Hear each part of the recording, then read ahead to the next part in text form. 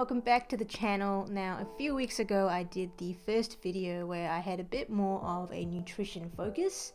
I did a video talking about calcium and the important role that it has in bone health. Now, as usual, click the link to see that video in case you missed it. Now, nutrition is a key area when it comes to health. It's right up there with exercise. We already know this. If you eat right, you're keeping active, you are well on your way to having a lifestyle that keeps you healthy for longer. So, sticking with the theme of nutrients, today we will be focusing on vitamin D. Now, the reason I have picked vitamin D is because it is very closely linked to calcium, and the two actually work together when it comes to bone health. Now, calcium is essential for strong bones, but so is vitamin D, so it just made sense that today we talk about vitamin D. So, what is vitamin D? Well, like the name suggests, it is a vitamin. Now, remember when I talked about calcium, I said that calcium was a mineral. And when it comes to nutrients, we have macronutrients and micronutrients. Micronutrients, they're your vitamins and your minerals. So while calcium belonged in the mineral category, vitamin D is in the vitamin category. But to get a bit more specific, vitamins can either be fat soluble or water soluble. Vitamin D is fat soluble, meaning that it can be kept in the fatty tissues of your body. And the good thing about that is that anything able to be stored in fat can be stored for longer periods of time. So you don't need to consume the fat soluble vitamins quite as much as your water soluble ones, but they are still very important. Now, vitamin D's biggest role is in helping to keep bones and teeth strong. It actually works with calcium to do this. Now, we know calcium makes up the bone matrix and is actually needed inside of bones to keep them strong. But vitamin D, that helps your body to absorb the calcium from the food that you eat, and essentially it makes sure that calcium can get to your bones where it is needed. So how exactly does it do this? Well, vitamin D activates or turns on special proteins in your small intestine that bind to calcium. These proteins act as transport channels, and these channels are how calcium actually moves from the intestines into your blood. So without vitamin D to turn these on, your calcium would get stuck in your intestines. It wouldn't be able to do its job and probably would keep moving along your intestines until you pooped it out. And in that case, it is useless.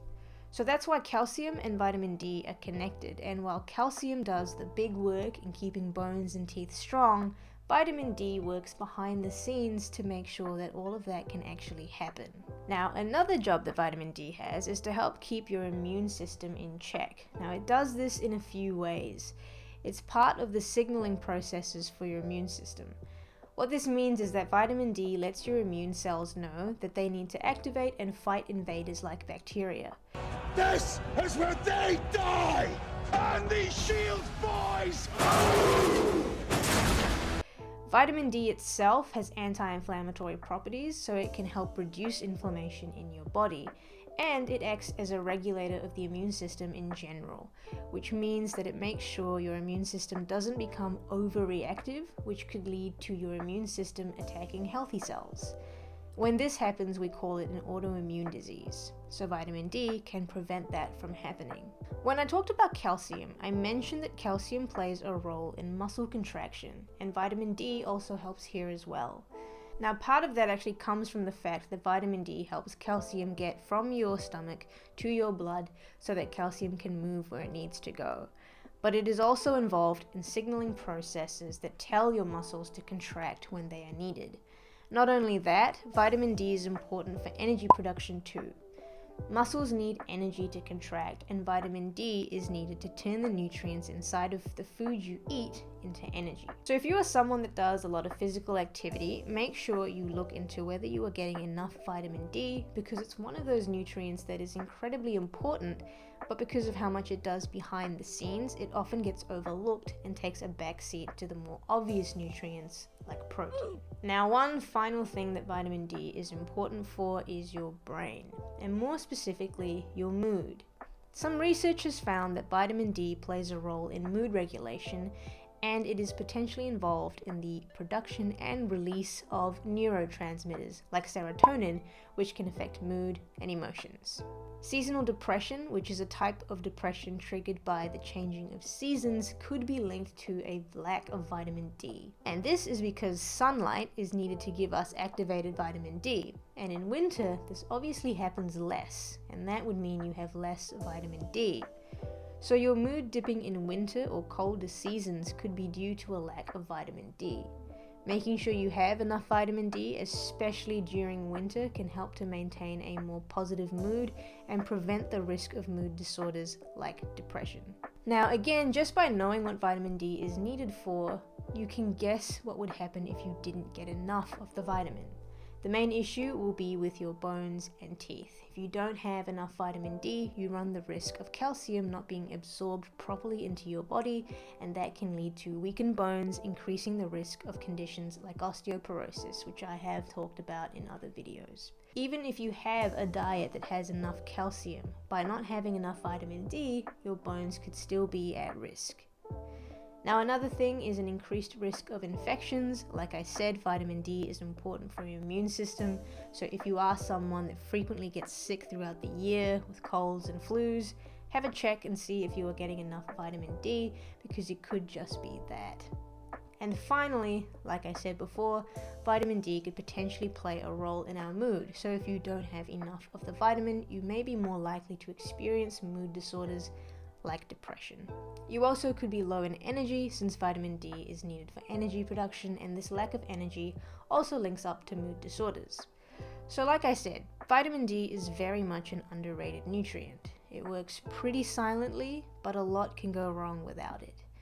Now this isn't an exhaustive list, so I have definitely missed some things that vitamin D is needed for, but I have covered the main things. The next thing to know then is how much vitamin D do you need? I keep telling you to see if you're getting enough, so it's probably a good idea to know what amount that is.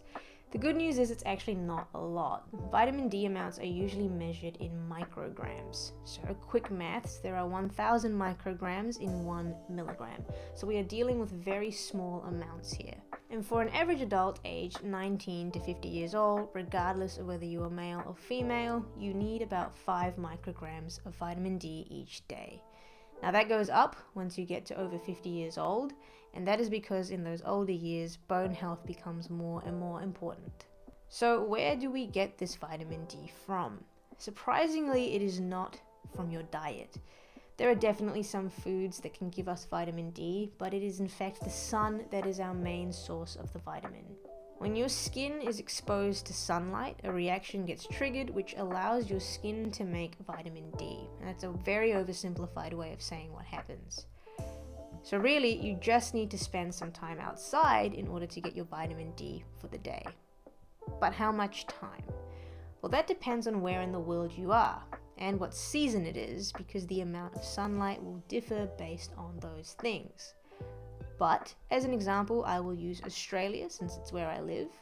Now in summer, because we do get very nice summers here, you only need a few minutes a day. I'm talking about 10 or so minutes. Now that's not a lot of time at all, but in winter it's a very different story. You need 2 to 3 hours outside to get the amount of vitamin D that's needed.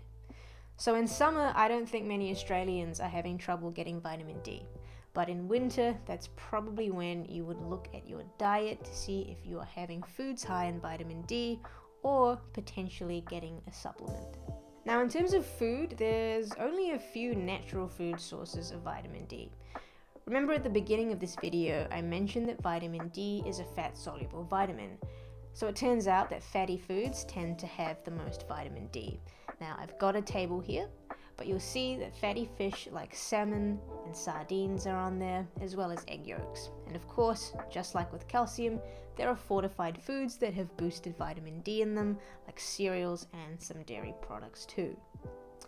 So if you can't quite get enough vitamin D from the sun or from your diet, supplementation then becomes an option.